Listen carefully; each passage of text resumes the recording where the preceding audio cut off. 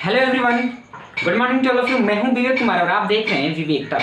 चलिए अब हम लोग वीडियो सेशन को आगे बढ़ाते हुए संस्कृत के जो कि द्वितीय चैप्टर है जिसका नाम है पाटलिपुत्र वैभवम, उसको क्या करेंगे, कवर करेंगे। ये पाटलिपुत्र वैभवम आपका दूसरा चैप्टर का नाम है। तो देखिए अब इससे जितने भी बोर्ड के एग्जाम में क्वेश्चन बनते हैं सारे क्वेश्चन को हम लोग डिस्कस करेंगे, जो कि लघु उत्तरीय प्रश्न में बनते हैं और ऑब्जेक्टिव प्रश्न में बनते हैं। इसका पैटर्न यही है कि ये जो ऑब्जेक्टिव प्रश्न आते हैं उसका हमने सिर्फ आंसर लिख रखा है, क्वेश्चन करके डिस्कस करवाएंगे, आपको याद हो जाएगा। और ये लघु उत्तरीय प्रश्न जो हमने लिखा है जो कि द्वितीय चैप्टर से बनते हैं उसका हम आंसर आपको करवा देंगे, आपको सारी चीजें वीडियो के अंत तक याद हो जाएंगी। तो चलिए देखते हैं पहला क्वेश्चन इसका क्या बनेगा कि बिहार की राजधानी कहाँ है।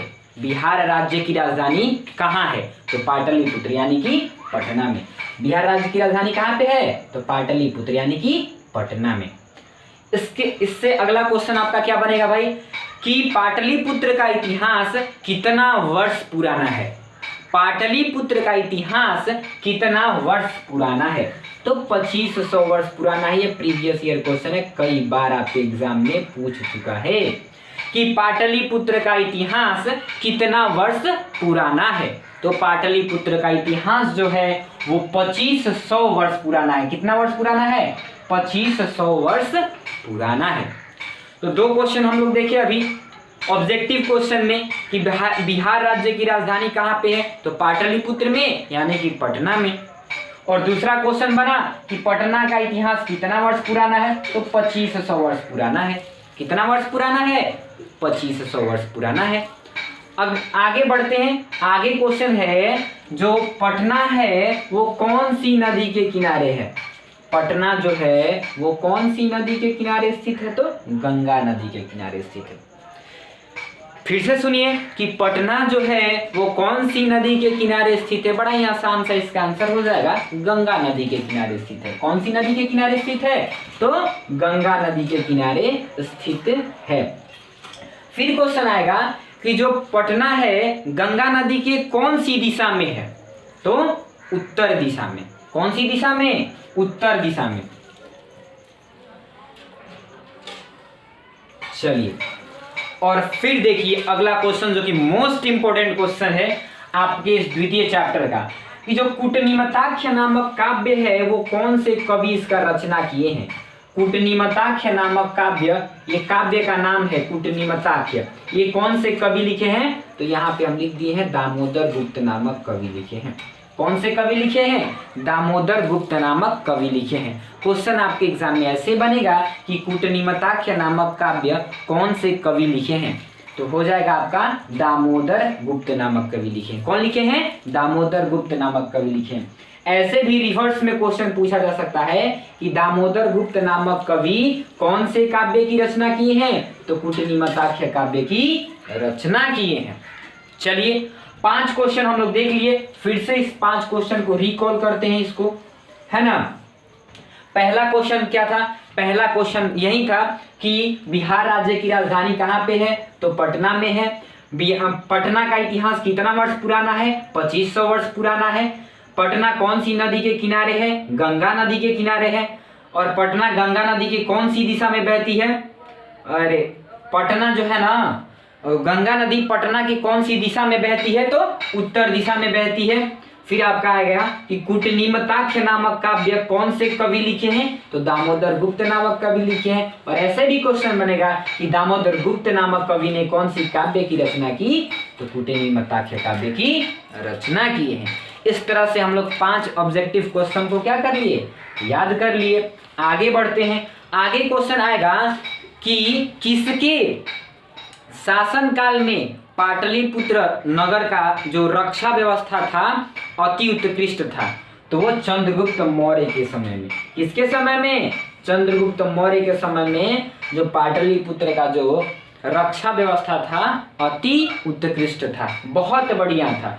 आगे आएगा क्वेश्चन कि यूनान का राजदूत कौन था, तो मेगास्थनीज। इसको याद रखिएगा, है ना, कि यूनान का राजदूत कौन था भाई, तो यूनान का राजदूत था मेगास्थनीज। आगे बढ़ते हैं कि किसके शासनकाल में पटना का इतिहास भरा पूरा था भाई। तो ये हो जाएगा आपका, ये आपका हो जाएगा सम्राट अशोक के समय में। क्वेश्चन आएगा कि सम्राट अशोक के समय में पटना कैसा था, तो भरा पूरा था। कैसा था, भरा पूरा था। चलिए आगे बढ़े। आगे है कि काव्यामीमांसा नामक ग्रंथ कौन से कवि लिखे हैं। काव्यामीमांसा नामक ग्रंथ कौन से कवि लिखे हैं, तो राजशेखर लिखे हैं। मोस्ट इंपॉर्टेंट क्वेश्चन, इसको आप ध्यान में रखिएगा ही रखिएगा कि काव्यामीमांसा नामक जो ग्रंथ है वो कौन लिखे हैं, वो लिखे हैं राजशेखर। और फिर ऐसे उल्टा भी क्वेश्चन आ सकता है कि राजशेखर ने कौन से काव्य की रचना की, तो काव्यामीमांसा। यहां तक कोई दिक्कत है, परेशानी है नहीं? तो इसको एक बार फिर से रिकॉल करते हैं, और ये यही है कि बिहार राज्य की राजधानी कहाँ है, पटना है। बिहार राज्य पटना का इतिहास कितना वर्ष पुराना है, 2500 वर्ष पुराना है ना। और पटना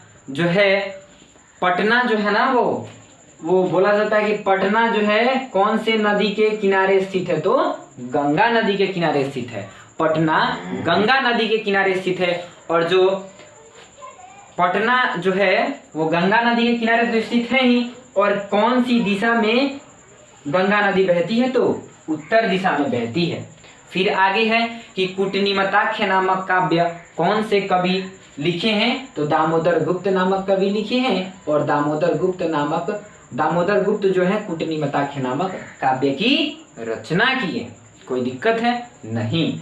आगे बढ़ते हैं कि किसके शासनकाल में पाटलिपुत्र जो था उसका रक्षा व्यवस्था बढ़िया था, तो वो था चंद्रगुप्त मौर्य के समय में। और फिर आगे है कि मेगास्थनीज यानी कि यूनान का राजदूत कौन था, तो यूनान का राजदूत था मेगास्थनीज। कोई दिक्कत नहीं? चलिए आगे बढ़ते हैं कि सम्राट अशोक के समय में कैसा था, तो भरा पूरा था भाई। और काव्यामीमांसा नामक ग्रंथ किसने लिखा है, राजशेखर ने। राजशेखर ने ही काव्यामीमांसा नामक ग्रंथ लिखा है। क्वेश्चन ऐसे भी आ सकता है कि राजशेखर ने कौन से काव्य की रचना की, तो काव्यामीमांसा नामक ग्रंथ की रचना किसने की, तो राजशेखर। चलिए आगे बढ़ते हैं। पटना को पालने वाली कौन है, पटन देवी। क्वेश्चन बनता है कि पटना को कौन पालता है, पटना को पालने वाली कौन है, पटन देवी है। कौन है, पटन देवी है। फिर आगे है कि जो सबसे लंबा सेतु है वो कौन सा है एशिया का, तो गांधी सेतु है। बड़ा आसान सा है, गांधी सेतु सबको पता है। और इसका लास्ट क्वेश्चन है कि सिखों के 10वें गुरु का नाम क्या है, तो गुरु गोविंद सिंह। सिखों के 10वें गुरु कौन है, गुरु गोविंद सिंह। सिखों के 10वें गुरु कौन है, गुरु गोविंद सिंह। इसको एक बार फिर से रिकॉल करते हैं कि पटना को पालने वाली कौन है, पटन देवी, है ना। एशिया का सबसे लंबा सेतु कौन सा है, गांधी सेतु। और सिखों के 10वें गुरु कौन है, गुरु गोविंद सिंह। कौन है, गुरु गोविंद सिंह। कोई दिक्कत है नहीं? एक बार पूरा टोटल ऑब्जेक्टिव क्वेश्चंस करवाते हैं जो कि 12 है ना। फिर से ध्यान से सुनिएगा, आराम से सुनिएगा, इत्मीनान से सुनिएगा। आपको वीडियो के लास्ट तक सारा क्वेश्चंस आंसर याद हो जाएगा। वो यही है कि बिहार राज्य की राजधानी कहाँ है भाई, तो बिहार राज्य की राजधानी है पटना में, है ना। पटना का इतिहास कितना वर्ष पुराना है, पटना का इतिहास 2500 वर्ष पुराना है ना। और पटना जो है कौन सी नदी के किनारे अवस्थित है, तो गंगा नदी के किनारे स्थित है। पटना जो है कौन सी नदी के किनारे है, गंगा नदी के किनारे है। और पटना जो गंगा नदी के किनारे है वो किस दिशा में बहती है, तो उत्तर दिशा में बहती है। कौन सी दिशा में बहती है, उत्तर दिशा में बहती है। फिर आएगा कि कूटनीमताख्य नामक काव्य जो है, काव्य की रचना किसने की, तो वो की दामोदर गुप्त ने। कूटनीमताख्य नामक काव्य की रचना दामोदर गुप्त नामक कवि ने की। कूटनीमताख्य नामक काव्य की रचना किसने की, दामोदर गुप्त नामक कवि ने की। और फिर आपका क्वेश्चन बनेगा कि किसके शासनकाल में पाटलिपुत्र जो था उसकी सुरक्षा और रक्षा व्यवस्था अति उत्कृष्ट थी। तो चंद्रगुप्त मौर्य के शासनकाल में यूनान का राजदूत कौन था? मेगास्थनीज था। और सम्राट अशोक के समय में कैसा था? भरा पूरा था। और काव्याभिमांसा नामक ग्रंथ किसने लिखा है? राजशेखर ने। और राजशेखर ने कौन सा ग्रंथ लिखा है? काव्याभिमांसा। पटना को पालने वाली कौन है? पटन देवी। एशिया का सबसे लंबा सेतु कौन है? गांधी सेतु। और सिखों के 10वें गुरु कौन है? गुरु गोविंद सिंह। चलिए, इस तरह से हमने कई बार ऑब्जेक्टिव क्वेश्चंस को करवा दिया, लगभग अब आपको धीरे धीरे याद हो गया होगा। चलिए, अब इसका जो लघु उत्तरीय प्रश्न बनता है पाटलिपुत्र वैभवम के द्वितीय चैप्टर से, उसको देखते हैं। पहला क्वेश्चन आपका बनेगा कि पाटलिपुत्र सिख संप्रदाय लोगों के लिए क्यों प्रसिद्ध है? पाटलिपुत्र सिख संप्रदाय लोगों के लिए क्यों प्रसिद्ध है? तो पाटलिपुत्र सिख संप्रदाय लोगों के लिए प्रसिद्ध है क्योंकि यहाँ पे सिखों के 10वें गुरु गुरु गोविंद सिंह का जन्म स्थान है, जिसे हम गुरुद्वारा के नाम से जानते हैं। और यहाँ पे देश विदेश के लोग घूमने के लिए, दर्शन के लिए आते हैं। इसीलिए मेरे भाई पाटलिपुत्र सिख संप्रदाय लोगों के लिए प्रसिद्ध है।